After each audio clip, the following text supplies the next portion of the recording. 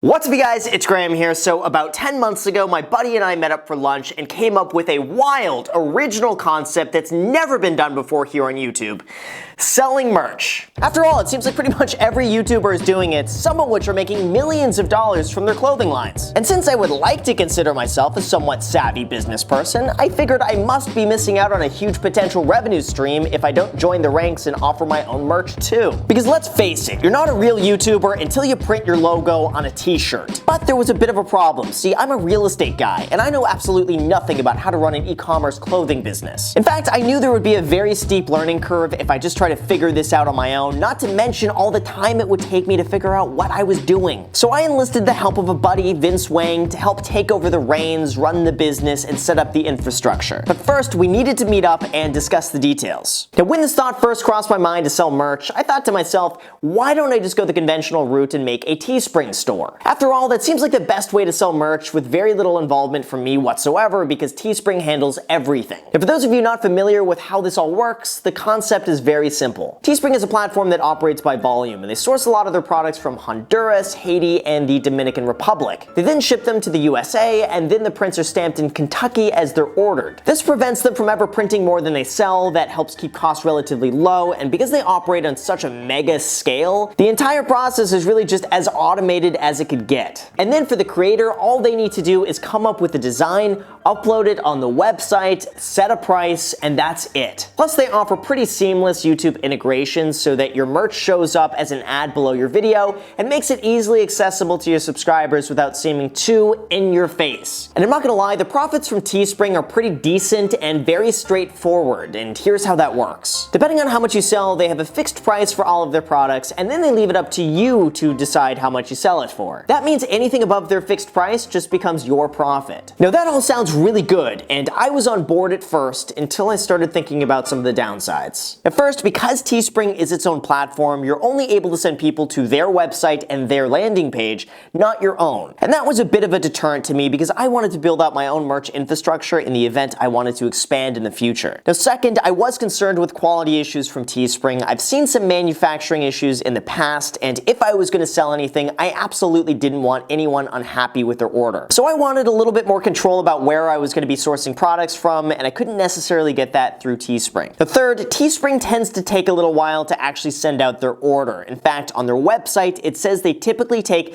9 to 12 business days for a customer to get their order. That works out to be almost 2.5 weeks away, which is way too long for my taste. And even though Teespring could be a really great option for a lot of people, I decided I wanted to make things difficult on myself and go a slightly different route. And that's when Graham Stephan's store was born. Vince and I determined that Shopify would give us the best results and options that I was looking for. It gave us more control on the user interface, we could source more products in the future if we decided to eventually expand, and it gave us more thorough follow-up and retargeting options just in the event we ever wanted to pursue those. From there, we hired a graphic designer and gave him a few concepts that were specific to the channel, and within a day, we picked out the ones we liked the most and wanted to test out on the website. But then came the monumental decision to decide where to actually source the merch from, and after a quick discussion, we decided on Printful. This is a company that operates on a process known as print on demand, meaning they're only going to print and prepare the products once it's actually sold. That way, I don't need to take over any inventory, I don't need to pre-order anything, and they will handle all of the fulfillment. Not only that, but their clothing is manufactured from Bella Canvas, which is known for their high quality products and not using sweatshops, and the majority of it is all manufactured here in the United States. Now, obviously, because it's manufactured locally, that means there's a much smaller profit margin for me, but I figured that was worth it to ensure product quality, and I figured it was also worth the cost because there's a much shorter shipping time and people would be able to get their orders that much faster. Now, in terms of how the back end all works with this, it's fairly simple. When you go on the site and place an order, it is immediately received through Shopify. Shopify then has an integration with Printful, which tracks the unit and SKU number for the order, and all of this data is received in real time. Printful will also see when the payment goes through so that way they can begin processing the order. The order is then quite literally printed on demand and made to specification. Now, this entire process is done in batches and rotates every few days, which is why they have a few-day window for fulfillment. For instance, on Mondays they might do t-shirts and hoodies, and then on Tuesdays they do crew necks and hats, and then on Wednesdays they do mugs and phone cases, and so on. From there, the order is shipped, and depending on your shipping preference and location is how fast you're going to be receiving the order. I don't collect any profit for shipping, so whatever you pay is directly towards them, and that's exactly what you get get. Then, if there's any issues with your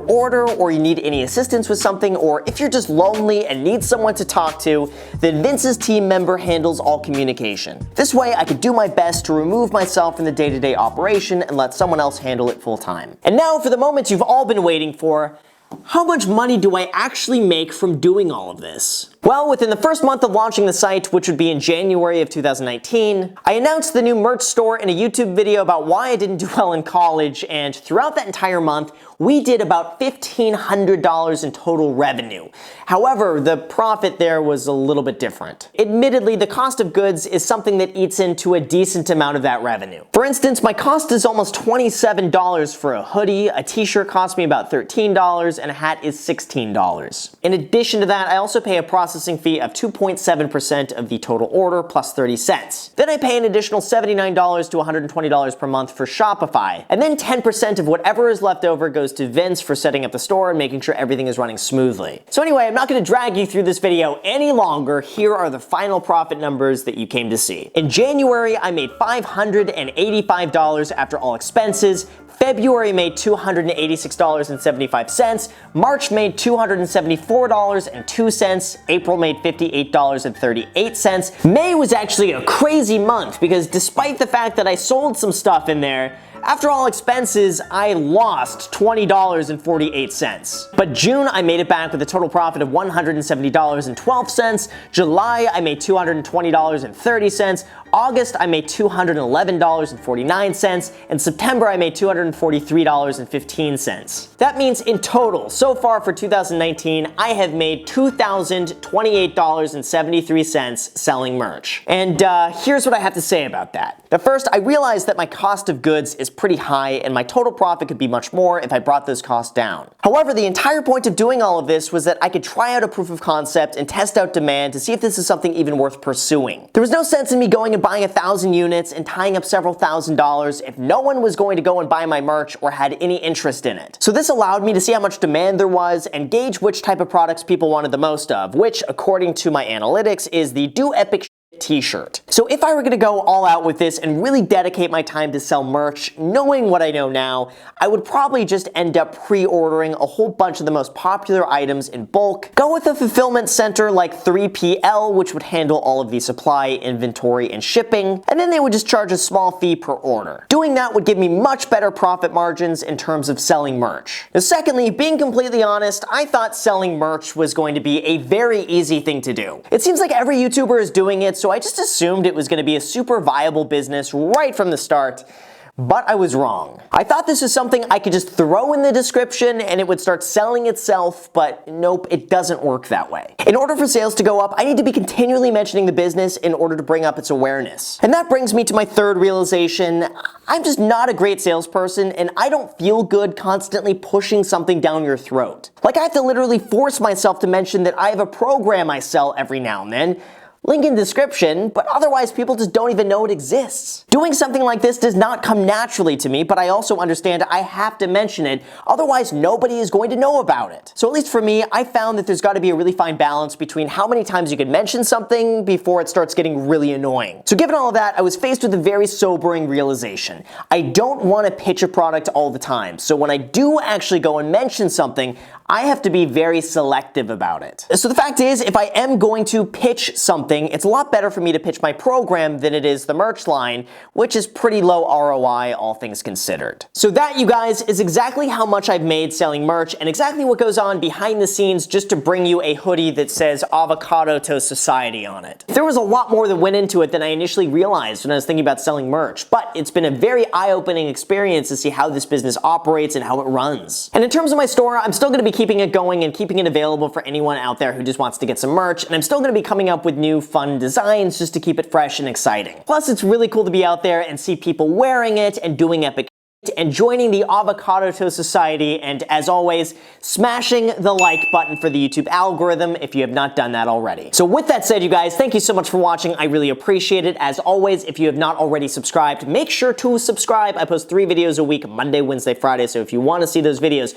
make sure to subscribe and hit the notification bell. Also, feel free to add me on Instagram. I post it pretty much daily, so if you want to be a part of it there, feel free to add me there, and also feel free to add me on my second channel that is called The Graham Stephan Show. I post there there every single day. I'm not posting here. So that means if you want to see a new video from me every single day, just go and add me on that channel over there. And lastly, if you guys want 2 free stocks, use the link in the description from Webull. They will give you 2 free stocks when you deposit $100 on their platform, and one of those stocks could be valued up to $1,000. That means you may as well just go on, put $100 in, get 2 free stocks, and then from there, if you want to cash out, you can cash out, or they're a pretty decent $0 stock trading program. I like them, so feel free to use that if you want to. Thanks again for watching, and until next time.